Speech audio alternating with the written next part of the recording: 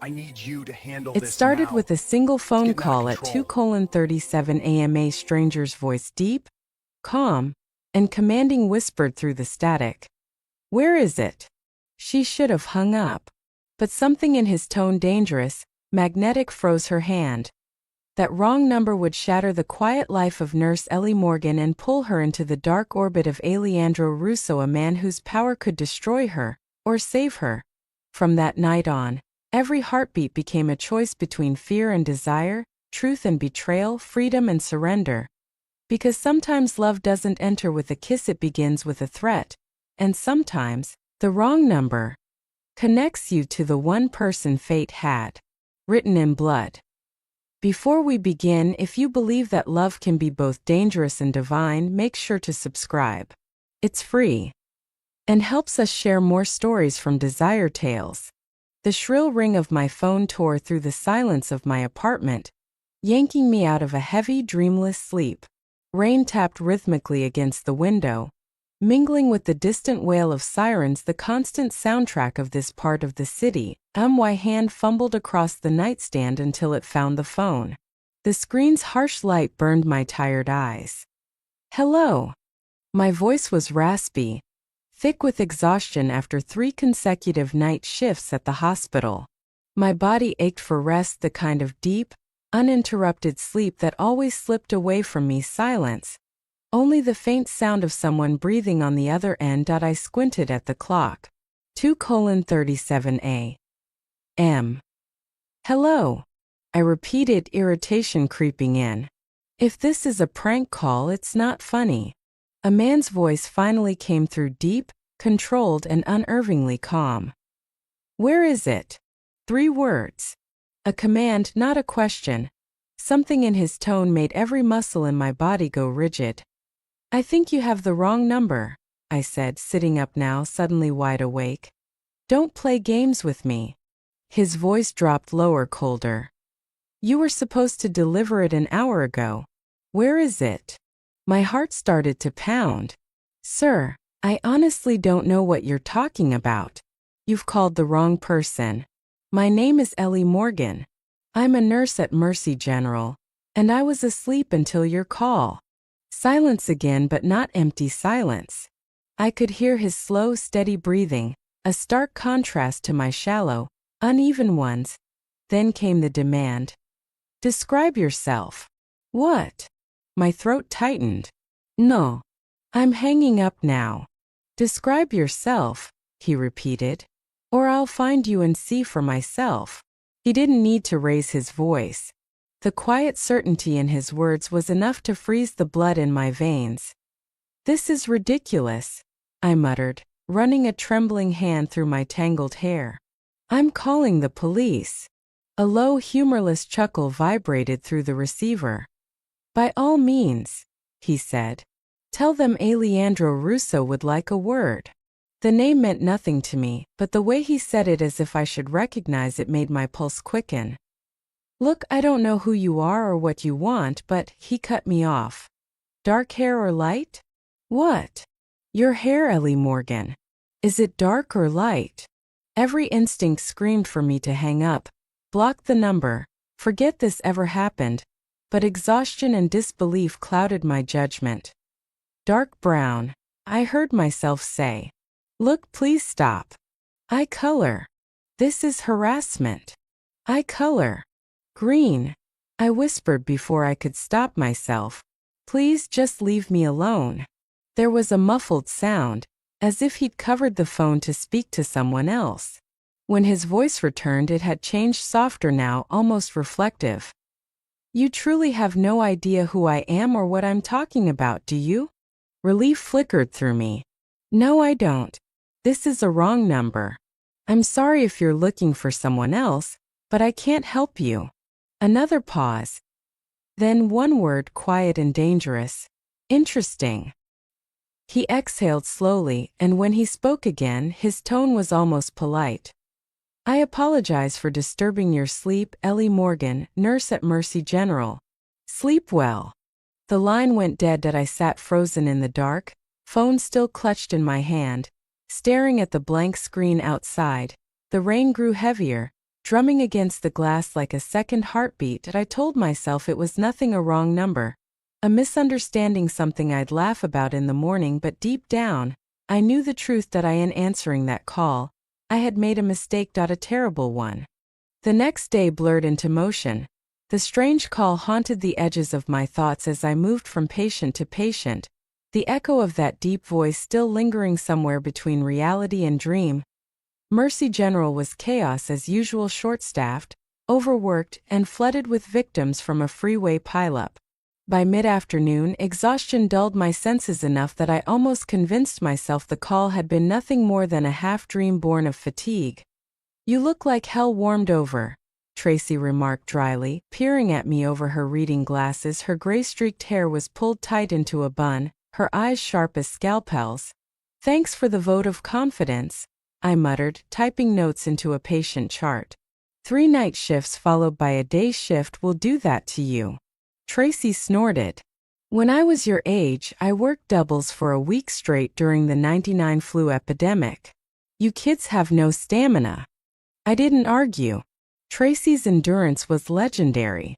So was her lack of sympathy.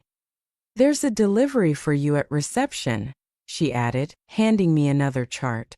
"Bed 4 needs their dressing changed." "A delivery?" I frowned. "I didn't order anything." She shrugged. "Well, someone likes you enough to send flowers. Must be nice." Flowers. That single word made my chest tighten. I hadn't dated anyone in over a year, not since Mark, the surgical resident who'd been sleeping with 3 other women behind my back. My birthday wasn't anytime soon, and my mother only sent practical gifts, socks, never roses. During my break, curiosity got the better of me. To the reception desk, a massive bouquet waited, a dramatic explosion of dark red roses and white lilies that seemed far too extravagant for the fluorescent hospital lobby. The receptionist, Dina, lifted an eyebrow as I approached. "Secret admirer?" she teased. "Must be a mistake," I said quickly, scanning for a card. "No mistake," Dina replied. "Guy who delivered it asked for Ellie Morgan, specifically said to verify your ID before handing them over." My pulse quickened. "He said that." She nodded and handed me a small envelope nestled between the blooms. The handwriting on it was elegant, deliberate. My fingers trembled slightly as I opened it. "Wrong numbers sometimes lead to the right connections. Looking forward to making yours. Eliandro." The air seemed to thin around me. "Eliandro Russo." "Who delivered these?" I asked, trying to keep my voice steady. "Some delivery service I've never seen before," Dina said. "Guy in a suit, expensive looking. Cute too, in a scary kind of way. Built like a bouncer." "Did he say anything else?" "Nope. Just waited while I checked your name, then left."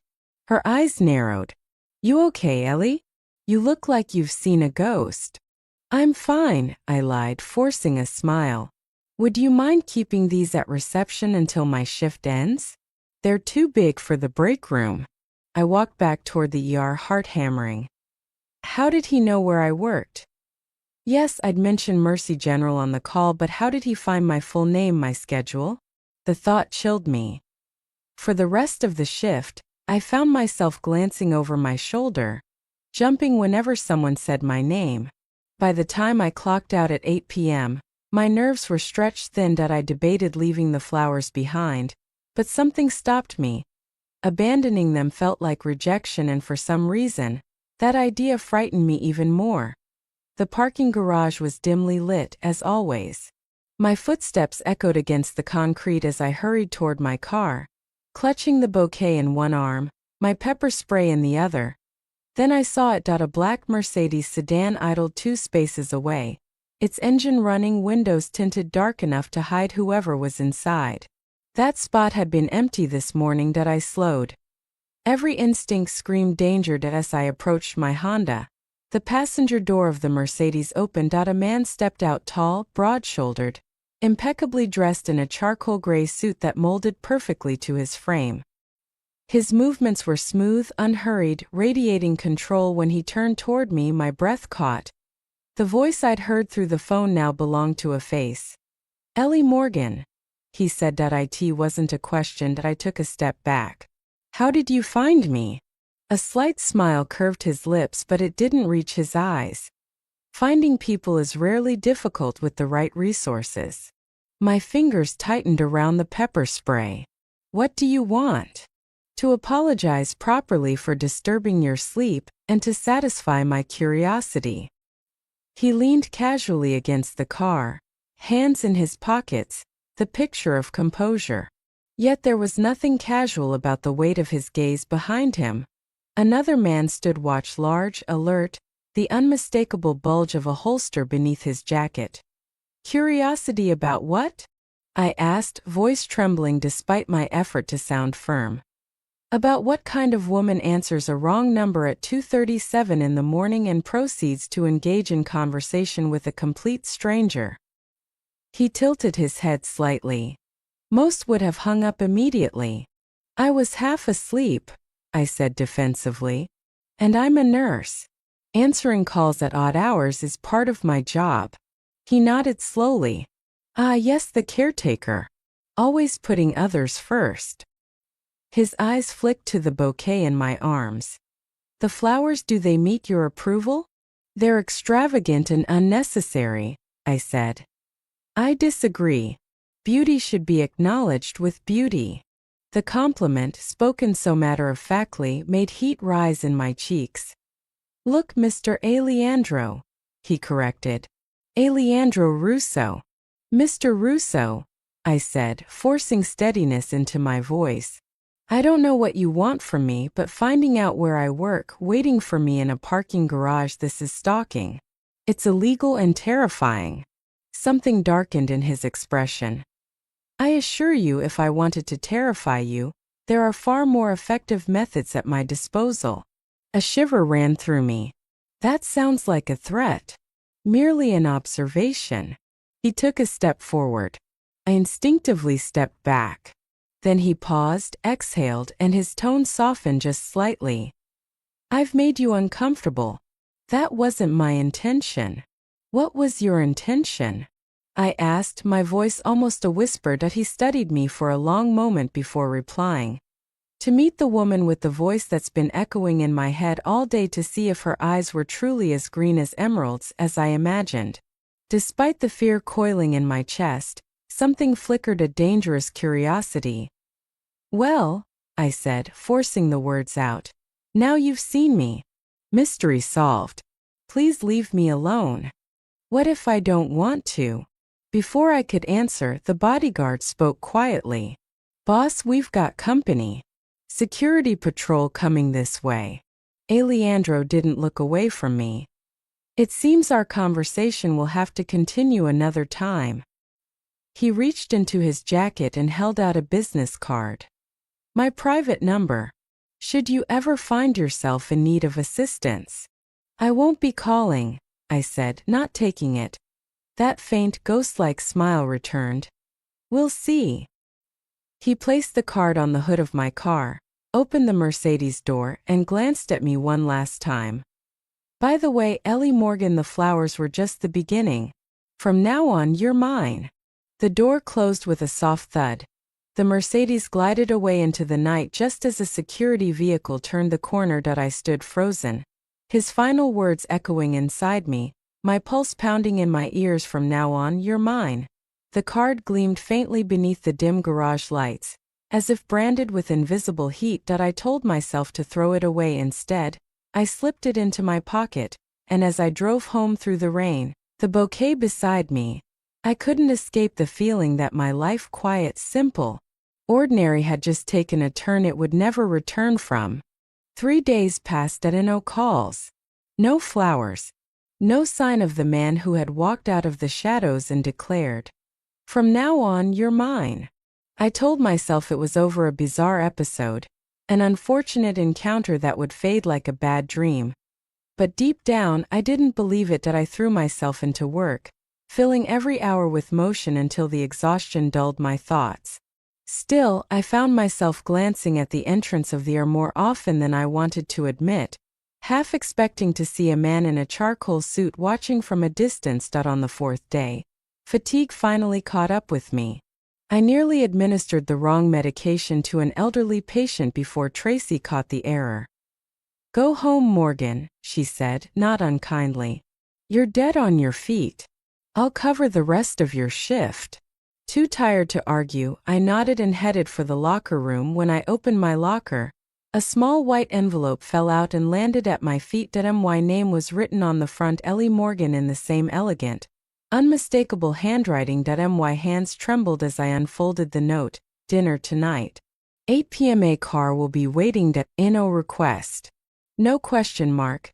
Just a command." Anger flared through my exhaustion. Who did he think he was? I crushed the note in my fist and tossed it into the trash. I wasn't going anywhere near Alejandro Russo ever again. By the time I reached my apartment, a thunderstorm had rolled in, matching my mood perfectly. I turned on the shower, letting the hot water beat against my skin, washing away the scent of antiseptic and the day's frustration. But no matter how hard I tried, I couldn't stop my mind from replaying his words. "From now on, you're mine." Not a request. Not a hope. A certainty. I shut off the water, angry at myself for even thinking about him. I wasn't some naive heroine who mistook danger for desire. I was practical, rational, grounded. I pulled on my softest pajamas and checked the clock. 7:43 p.m. 17 minutes. A car would be waiting somewhere outside. "Not happening," I muttered, grabbing leftover Chinese food from the fridge and curling up on the couch. The TV flickered, filling the apartment with background noise. At exactly 8 o'clock, my phone rang. Unknown number. I let it go to voicemail. It rang again. And again. By the third time, my patience snapped. I answered. "Stop calling me. The car is waiting, Ellie." His voice was calm, almost amused. "I'm not coming." "Yes, you are." "Excuse me. I don't give commands," he said evenly. "I set expectations." "Well, your expectations are about to be severely disappointed," I shot back, stabbing at a piece of sweet and sour chicken with my fork. "I'm in my pajamas eating takeout, and I have no intention of going anywhere with you." A pause. Then, unexpectedly, "What kind of takeout?" I blinked. "What? What kind of takeout, Ellie?" "Chinese," I said before I could stop myself. "From Golden Dragon on 9th. Their dumplings are atrocious," he said lightly. "The chef doesn't use enough ginger." I froze. "You've eaten at Golden Dragon?" "I make it a point to know my city, every restaurant, every street corner, every hidden gem and disappointing tourist trap." "So that's how you found me? Because you know your city?" "No," he said simply. "Finding you required more specialized resources." A chill crawled up my spine. That's not reassuring. It wasn't meant to be. He paused, his tone shifting. "I'd hoped to discuss this over dinner, but since you've chosen to defy my invitation, I'll be direct." "Invitation?" I scoffed. "It was a summons." He ignored the comment. "The night you answered my call, I was expecting someone else, someone who had stolen something extremely valuable from me." I sat up straighter. "I told you I don't know anything about." "I believe you," he interrupted. "What I find curious is that your phone number is just one digit different from his.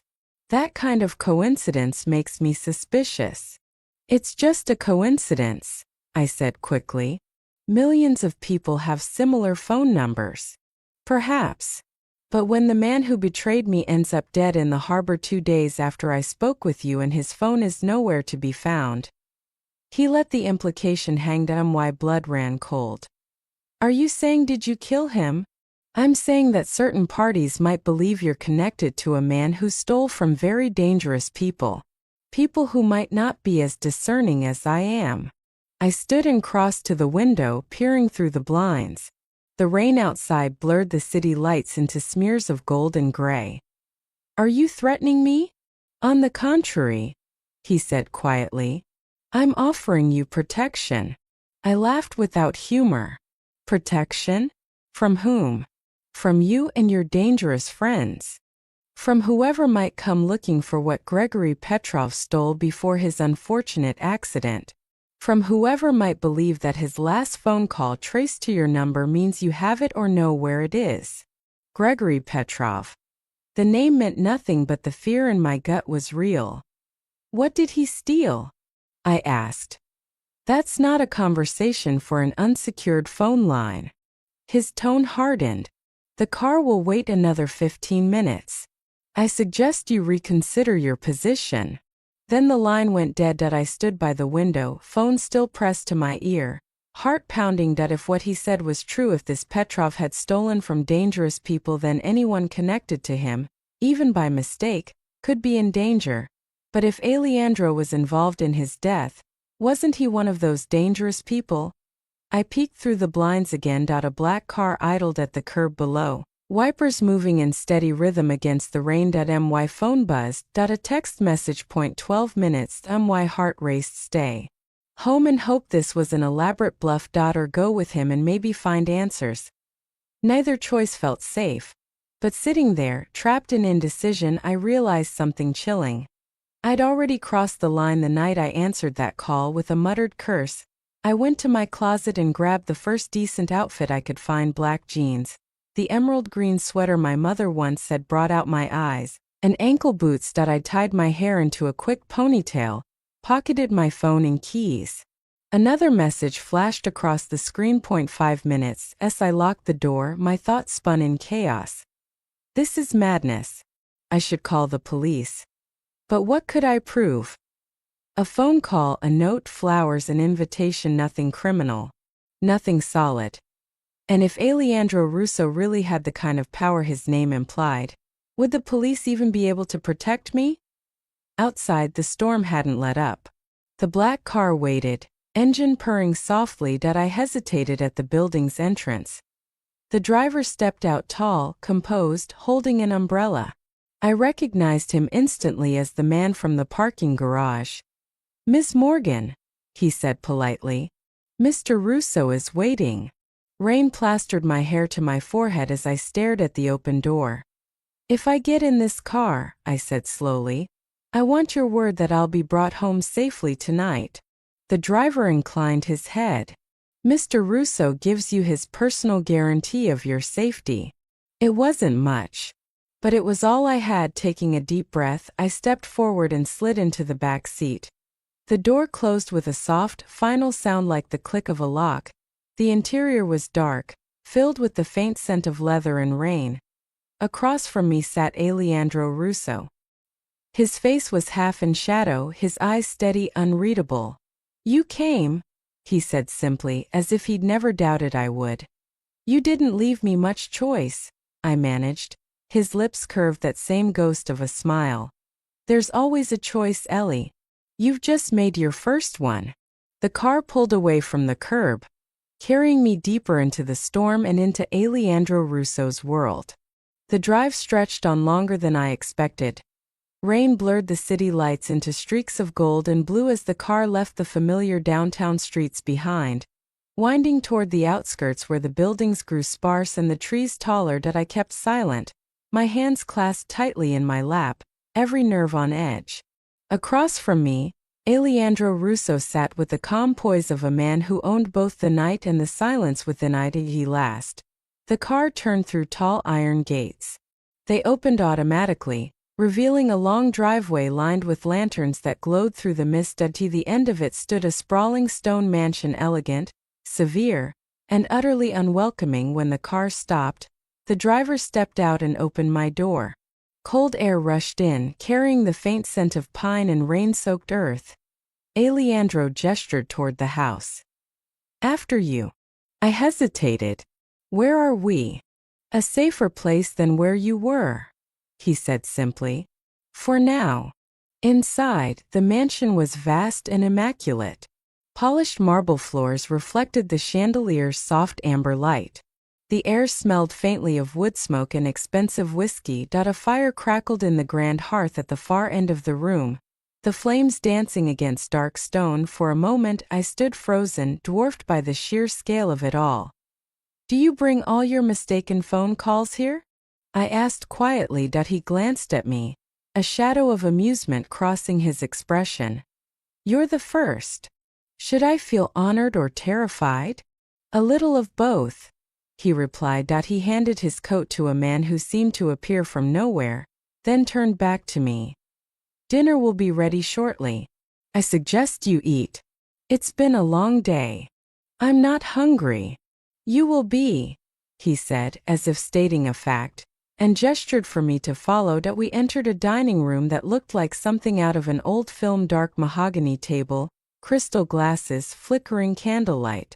A single place was set opposite his. The sight unsettled me. He had planned this.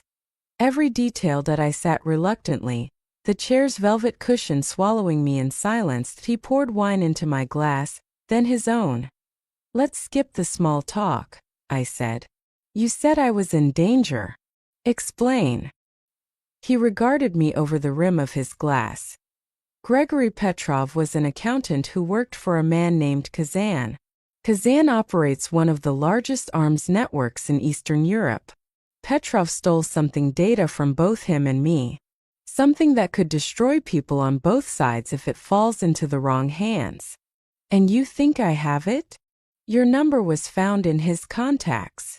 "Because he dialed the wrong number," I said sharply. "Mine.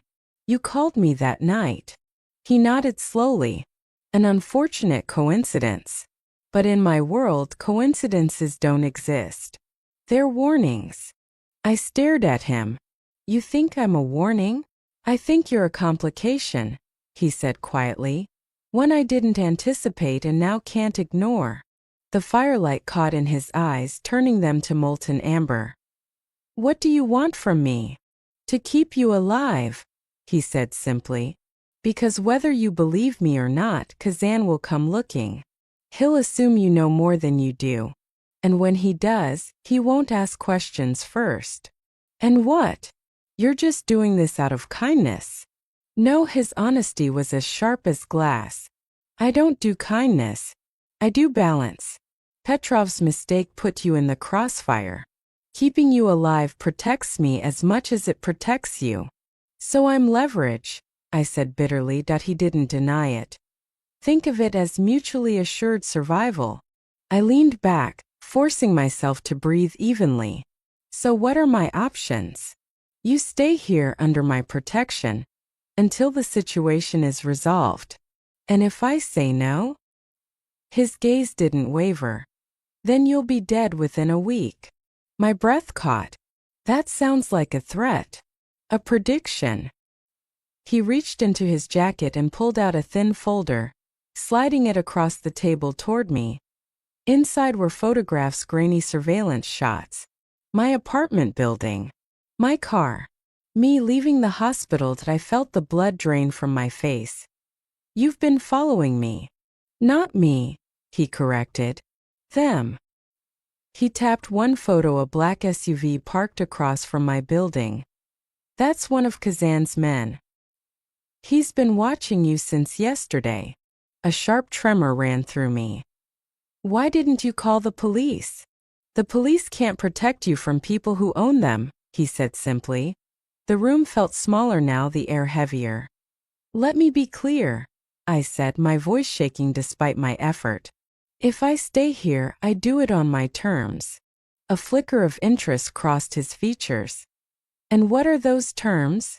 "I keep my job. I come and go as I please. I'm not your prisoner." He studied me for a long, silent moment before replying. "You're not my prisoner. But you're not entirely free either. That's not acceptable. Freedom is a luxury, Ellie. Right now, survival is a necessity." I stood, pushing the chair back. "Then I'll take my chances." He rose too, his presence closing the distance between us. The air crackled with tension. "You're brave," he said quietly. "But bravery won't stop a bullet. I don't need you to protect me." "You already need me," he said softly. You just don't know it yet. His words sent a strange shiver through me, anger, fear, and something else I couldn't name that I turned toward the door. I want to go home. No one's stopping you, he said calmly. But if you walk out that door, I can't guarantee you'll live to see morning.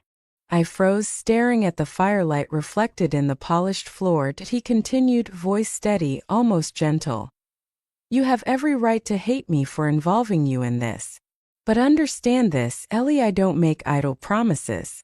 If I say I'll protect you, I will. Even from yourself. I faced him slowly. That sounds a lot like control. Call it what you like, he said. In my world, protection and control are often the same thing. We stood there, the silence thick between us, the fire crackling like an unspoken truth. Finally, I whispered, How long?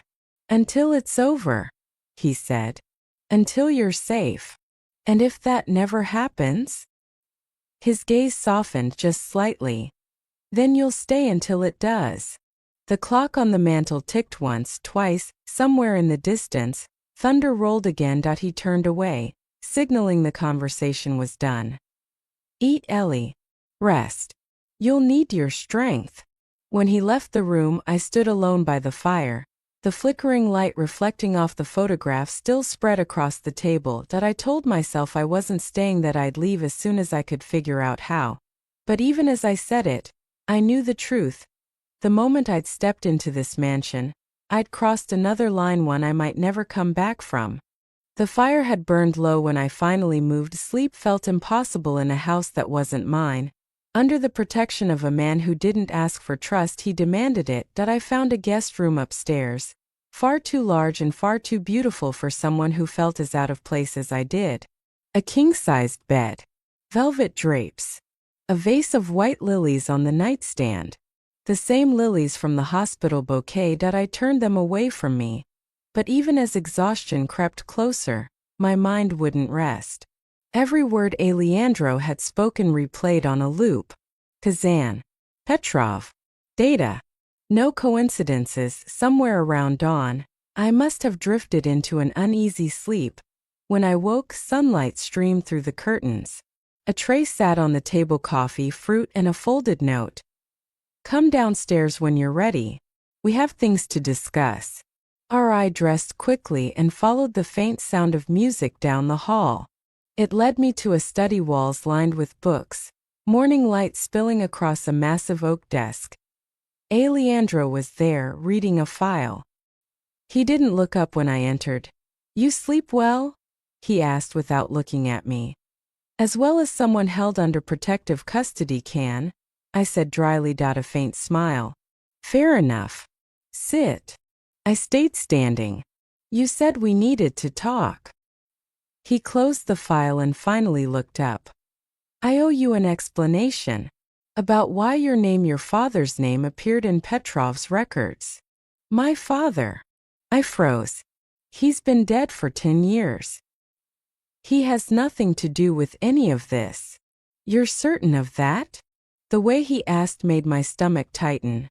My father was an accountant, I said quietly. He worked for a logistics company. He died in a house fire. It was an accident. No, Ellie, he said, voice low but firm. It wasn't. The air seemed to thin around me. What are you talking about? He stood and walked to a small cabinet. When he opened it, I saw stacks of documents, photographs, reports, files stamped with red seals. He laid one photograph on the desk in front of me. It showed a younger man shaking hands with another, a man I didn't recognize. That's your father, he said. And that man is Richard Dawson. They were both accountants for a front company tied to Kazan's operations. Your father began helping him move money quietly, efficiently. He was good. Too good. I shook my head. No. You're lying. I don't lie, Ellie. Not about the dead. My throat tightened.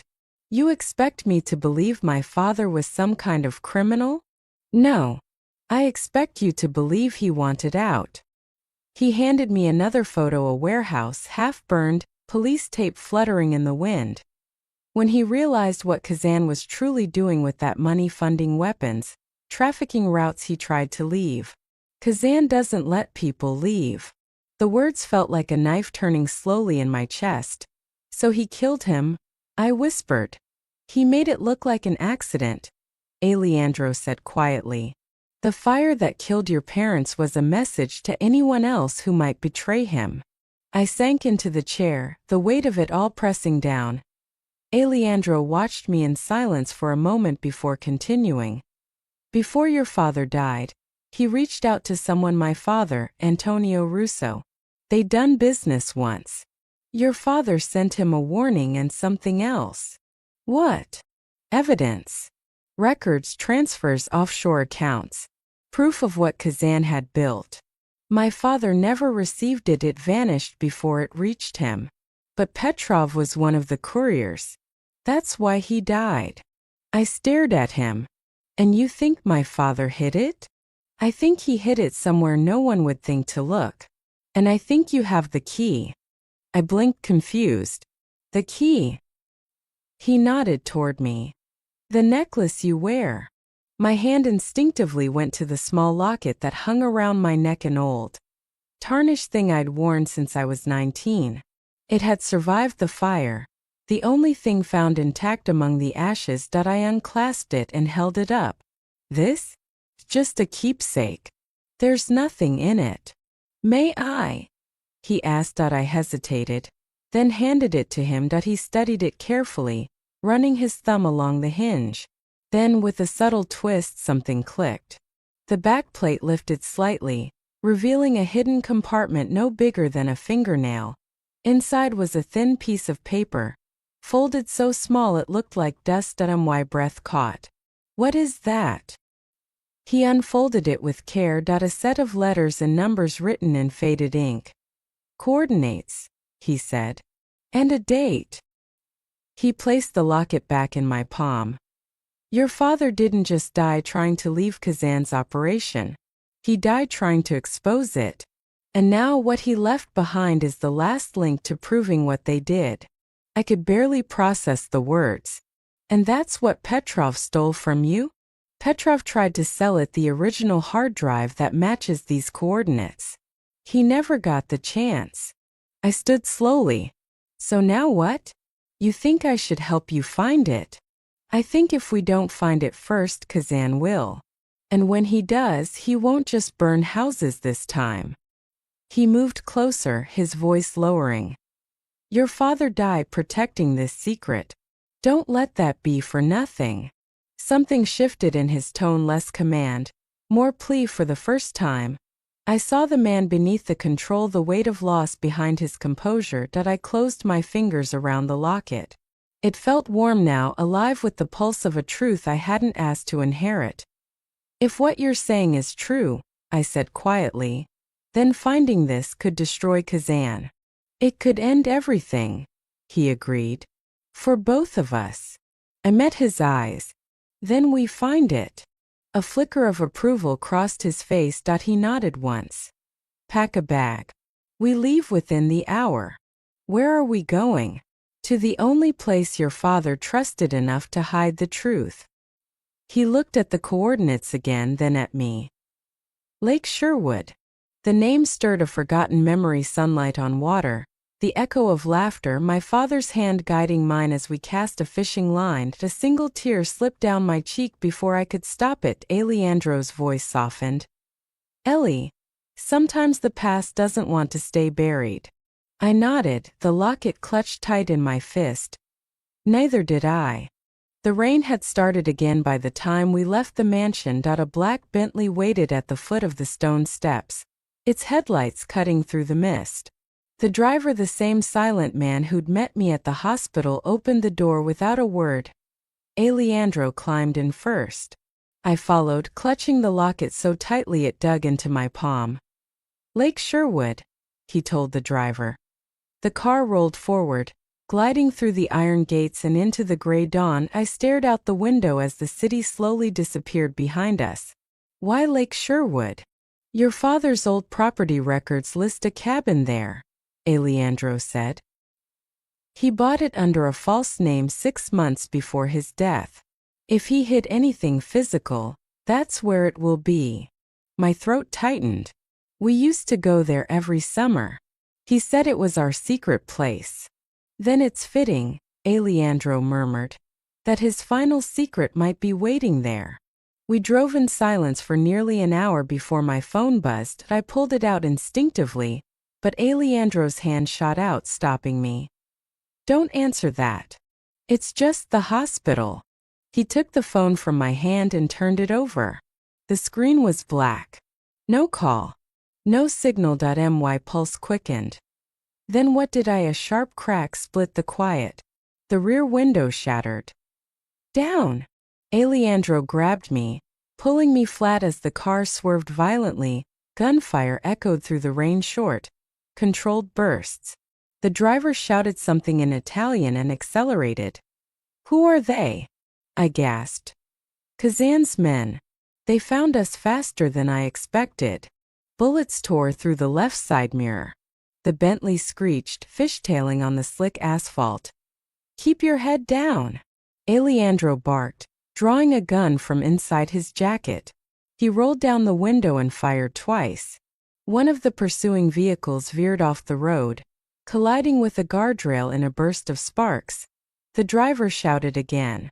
We've got 2 more behind us. Alejandro's eyes were cold and steady. Lose them.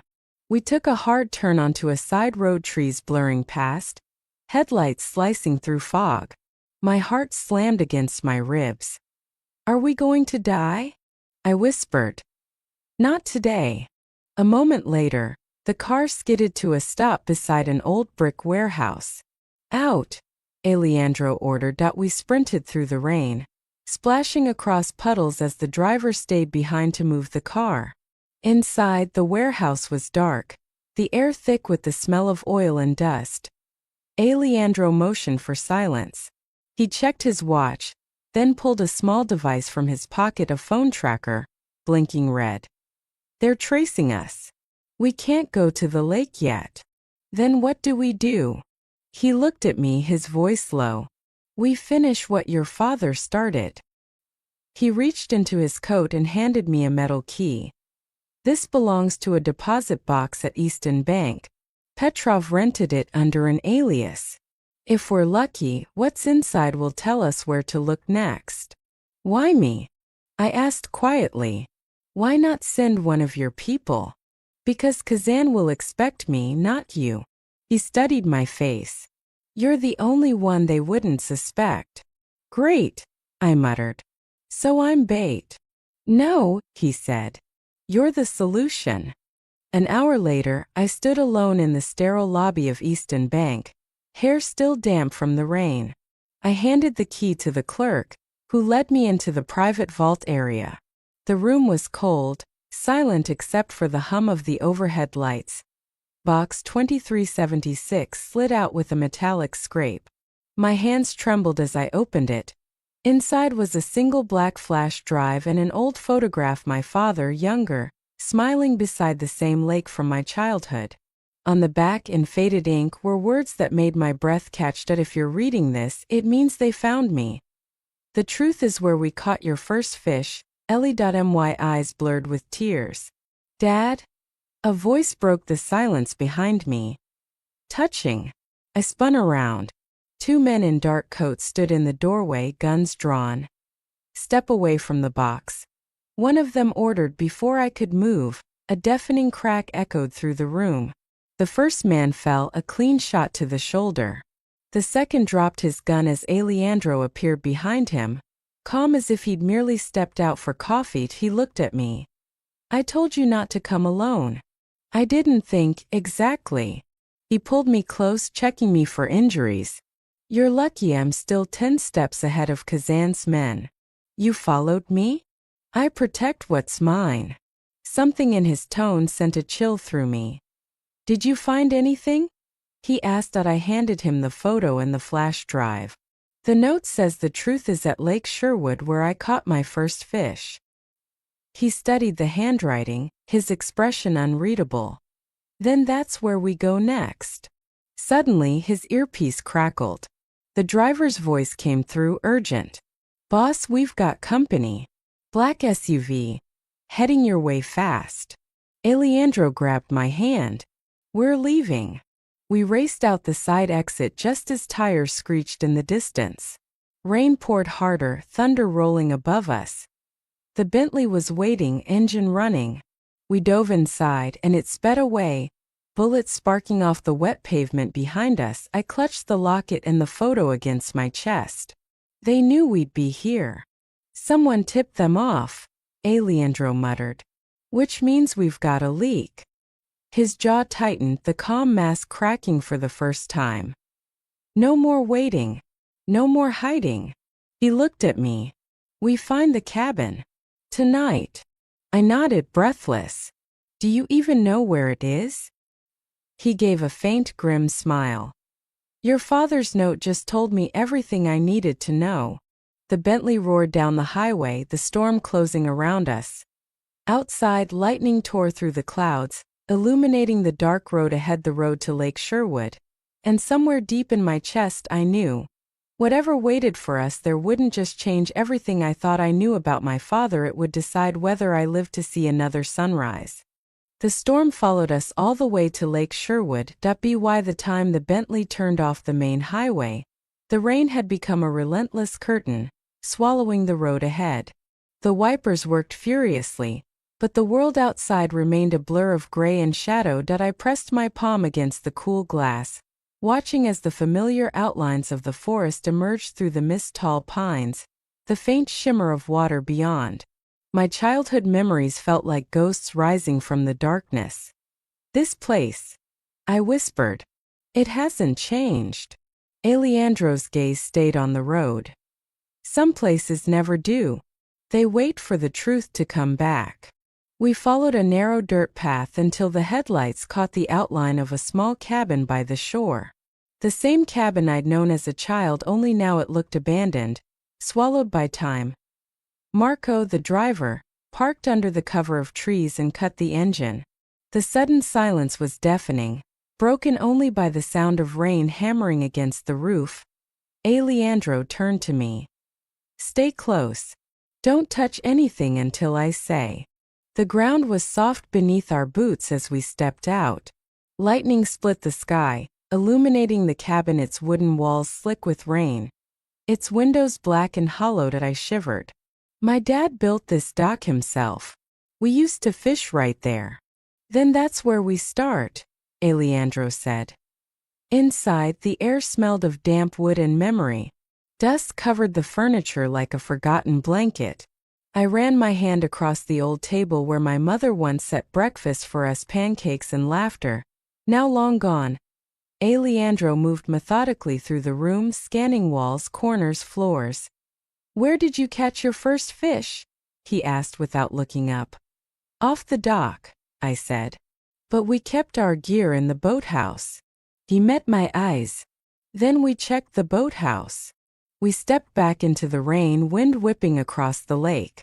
The boathouse stood at the edge of the dock, its doors rusted shut. Alejandro drew a small tool from his jacket and broke the lock with one sharp motion. Inside, the smell of lake water and old varnish hit me. Cobwebs stretched across forgotten oars and broken chairs. And then I saw it hanging crookedly on the wall, the mounted base. I pointed, breath-catching. "That's it. That's the fish I caught with Dad." Alejandro crossed to it, his movements precise. He lifted the mount from the wall, and behind it, embedded in the wooden paneling, was a small metal safe. My heart pounded. "The locket," I said, unclasping it from my neck. "The numbers on the back, they must be the combination." I handed it to him. His fingers turned the dial carefully, each click echoing like thunder. The lock released with a soft click. Inside was a small waterproof case. I lifted it out with trembling hands, setting it on the workbench. Alejandro's flashlight cast a pale beam as I opened it. Inside lay a black hard drive, sleek, unmarked, and beside it, a sealed envelope with my name written in my father's familiar handwriting. Alejandro exhaled slowly. "The missing hard drive," he said. Petrov must have found it and hidden it again before he died. My throat tightened. But how did he know about this place? Because someone told him, Alejandro said grimly. Or he followed the same trail we just did. Before I could respond, Marco's voice called from outside, urgent, tight. Boss! Vehicles approaching, multiple headlights.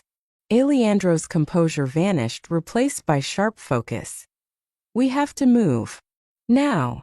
He grabbed the hard drive, tucking it inside his jacket. I clutched the envelope against my chest. We ran through the rain toward the dock. The roar of engines grew louder, headlights cutting through the trees behind us. Alejandro turned to Marco. Take the yacht. Lead them away from the lake. Double back to the extraction point. Marco nodded. Understood. Alejandro's hand closed around mine. We go on foot. We slipped into the woods just as the first of the black SUVs broke through the tree-line. Shouts echoed across the rain-slick air. Branches whipped my face as we ran. My lungs burned. Behind us, gunfire cracked, distant but closing fast. This way, I gasped, pulling him toward a narrow path I remembered. It leads to the service road. We stumbled through mud and roots until the trees thinned. Ahead, the faint orange glow of the highway lights flickered through the rain. We were almost there when a voice cut through the night. I wondered when you'd show your face, Russo. We froze. A man stepped out from the darkness, flanked by two armed guards. Older, silver-haired, eyes sharp as broken glass. His voice carried a faint Eastern European accent. Alejandro's tone was flat. Kazan. Always the hero, aren't you? Kazan sneered. Just like your father. He turned his gaze to me. And this must be James Morgan's daughter. The resemblance is striking. My stomach twisted at the sound of my father's name in his mouth. Alejandro's hand tightened around mine. She knows nothing. This is between you and me. On the contrary, Kazan said smoothly. She led you right to what I've been searching for. The hard drive, Russo. Hand it over, and perhaps I'll allow you both to live. We both know that's a lie. Kazan smiled thinly. Then you have nothing to lose by cooperating, do you? The forest held its breath. Alejandro's voice was calm, almost gentle. If I give you the drive, I want your word that she walks away. She disappears. Lives her life untouched by you or your men.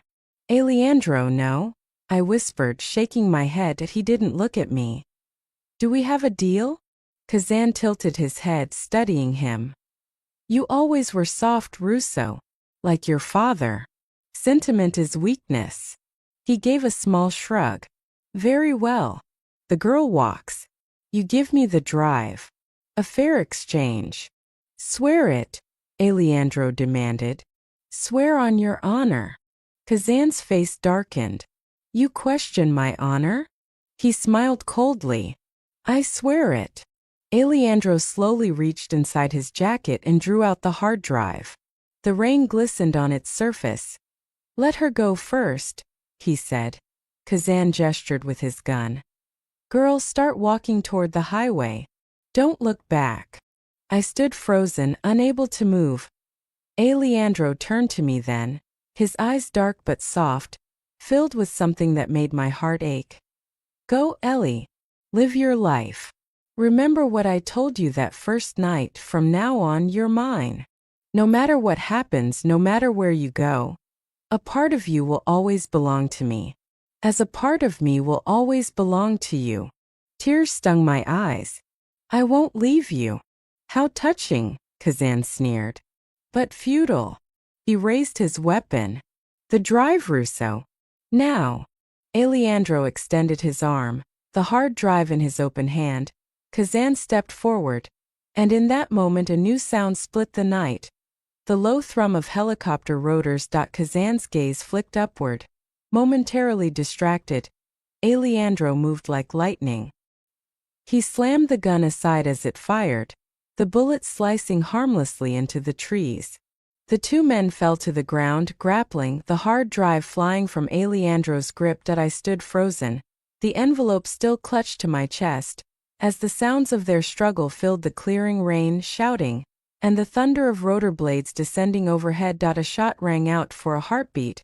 Everything went still. Then Alejandro rose slowly from the mud, breathing hard, a bloody gash across his cheek. At his feet, Kazan lay motionless, eyes open, rain pooling in the hollow of his throat. The helicopter's spotlight swept across the clearing. Men in tactical gear descended on ropes, weapons raised. "Boss?" one of them called, landing beside us. "Perimeter secure. Marco made it to the extraction point. Vehicles are ready." Alejandro didn't move, his gaze fixed on Kazan's body. "Dead. Dead." A long breath escaped him, relief and regret intertwined. He turned to me then, rain running down his face. "It's over," he said softly. I shook my head, clutching the envelope. "Not yet." Rain still fell as the helicopter's blades cut the air above us, scattering droplets into silver mist. The forest clearing lay silent now, Kazan's body motionless on the soaked earth. The hard drive clutched in Alejandro's hand like a symbol of everything we had survived. He turned to me, voice low, steady. "It's over," he said. "Or it can be, if that's what you want." I stared at him, barely able to process the words. "What do you mean?" He met my eyes through the rain. "I made you a promise. When this was over, you could have your life back. I would disappear as if I never existed." A pause, then quietly, "Is that still what you want?" I looked down at the envelope in my hands, my father's name written in familiar, trembling ink. My breath caught as I broke the seal, the paper soft and fragile from time. The words blurred through tears. "My dearest Ellie, if you're reading this, then my attempts to make things right have failed. I've made terrible mistakes, trusted the wrong people. And now those mistakes threaten to destroy the only thing that truly matters to me, you.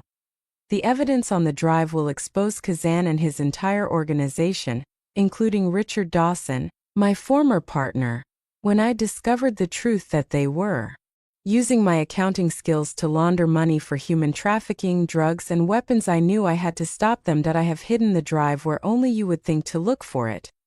Trust no one with this information except one man, Antonio Russo, or his son Alessandro. The Russo family has been fighting Kazan for years. They are not saints, Ellie, but they have a code and honor that Kazan lacks. Forgive me for the danger I've put you in. Forgive me for the lies. Know that everything I did out of love for you and your mother. Find Alejandro Russo. Trust him with your life, as I would have trusted his father with mine. I love you always, Dad. My vision blurred completely now. The letter trembled in my hands. I looked up to find Alejandro watching me, not with his usual cold control, but something softer, human. "You knew," I whispered. "You knew my father trusted yours." He nodded slowly. "I suspected. When Petrov stole the drive and your number appeared, I hoped it meant what I thought, that your father left instructions pointing to the Russo family. Why didn't you tell me?" He exhaled, rain tracing the line of his jaw. "Would you have believed me? Would you have trusted a stranger claiming your father had allied himself with another crime family?" He shook his head. "I needed you to make your own choice, to decide for yourself who to trust." I looked at him, this man who had terrified me, saved me, challenged me, and realized that somewhere along the line fear had become something else entirely. "What happens now?" I asked softly. He lifted the hard drive between us. "Now I finish what our father started. With this evidence, I can dismantle Kazan's entire operation legally, through federal prosecutors who owe me favors. No more blood, no more chaos. A clean end. And us." The question slipped out before I could stop it. "What happens to us?" He studied me, his expression unreadable but his voice gentle. "That," he said, "is entirely up to you. I meant what I said before. You can walk away, return to your life, never see me again. Or, he hesitated, then stepped closer, his voice low. Or you can choose a different path with me. My world is complicated, dangerous at times, but I would protect you with my life. And perhaps together, we could build something neither of our fathers managed to achieve, a legacy that honors their sacrifice without repeating their mistakes. The wind shifted, carrying the scent of rain and gunpowder. I thought of my small apartment, the hospital halls, the quiet life I'd once called safety, and then I thought of him, the man who had walked out of the shadows and changed everything that I met his eyes. From now on you're mine, I whispered, repeating the words he'd once said to me. Is that still what you want? His dark eyes didn't waver. More than anything. But only if you choose it freely. I stepped forward, my fingers tracing the scar across his cheek, a reminder of what we'd survived. I choose this path, I said quietly. I choose you. For the first time since I'd met him, Alejandro smiled, not the guarded smirk of control, but something genuine, unguarded, almost boyish. He pulled me into his arms, his voice a low promise against my hair. I'll spend every day making sure you never regret that choice. I looked up, my tears mixing with the rain. I'll hold you to that promise. As we walked hand in hand toward the waiting vehicles, the world felt strangely still. The hard drive, the final key to my father's truth, was safe.